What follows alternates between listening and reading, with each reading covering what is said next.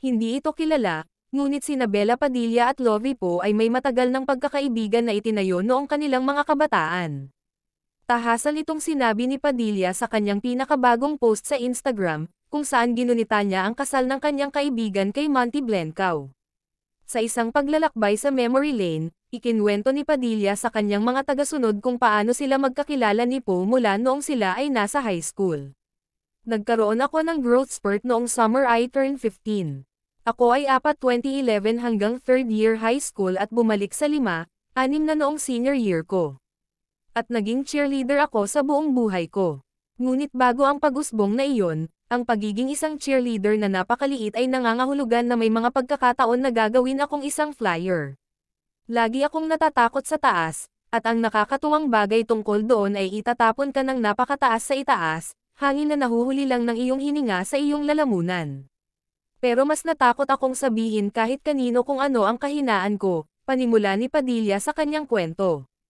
Sa isa sa kanilang mga sesyon ng pagsasanay, naalala ni Padilla ang kanyang mga tuhod na nanginginig kaya napansin niya ang kanyang sarili na hindi maisagawa ang alinman sa kanyang pagkahulog ng tama. I was a dancer at heart not a flyer and I just want to do the floor routine. Alam kong nakakainis ito para sa lahat ngunit ayaw kong huminto, sabi niya. Maluha-luha, bumalik si Padilla sa school bus at ikinwento ang isang hindi malilimutang pangyayari na naganap. Luha-luha akong naglakad pabalik sa school bus ko pero narinig ko ang isang cheerleader na humahabol sa akin si Lovie. Tinanong niya ako kung okay lang ako. At iyon mismo ang kailangan ko sa 14. At siya ay palaging napaka-intuitive tungkol sa mga bagay na ito, sabi niya. Mula sa sandaling iyon, umunlad ang kanilang pagkakaibigan, at panapanahon silang naghahabol sa mga sumunod na taon. Ibang-iba ang landas namin ni Lovie sa career namin. Alam nating lahat na napaka-cutthroat ng ating industriya at matindi ang kompetisyon. Ngunit hindi kami kailanman nag-agawan para sa parehong mga tungkulin o nanatili sa parehong lugar.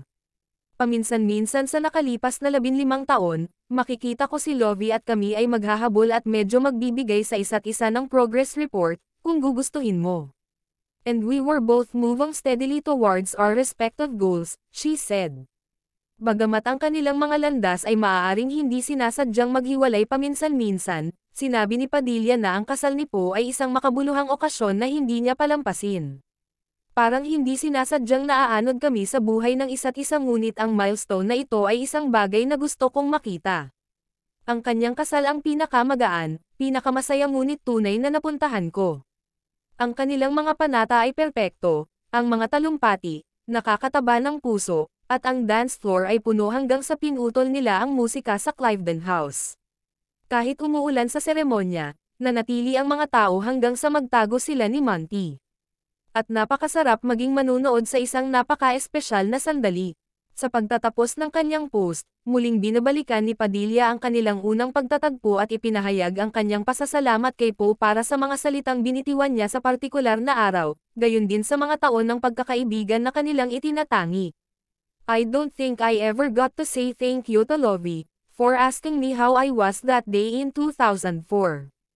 Thank you, Lovie, para sa pagiging isang tunay na kaibig-ibig na tao. At salamat sa pagpapasok sa amin sa kwento ng pag-ibig na ito na malapit ng bumuti at mas mahusay. Wishing you and Monty the happiest of happy days ahead, sabi niya. Kung mga kacheka anong masasabi nyo tungkol dito mag-comment lang sa baba and don't forget to subscribe.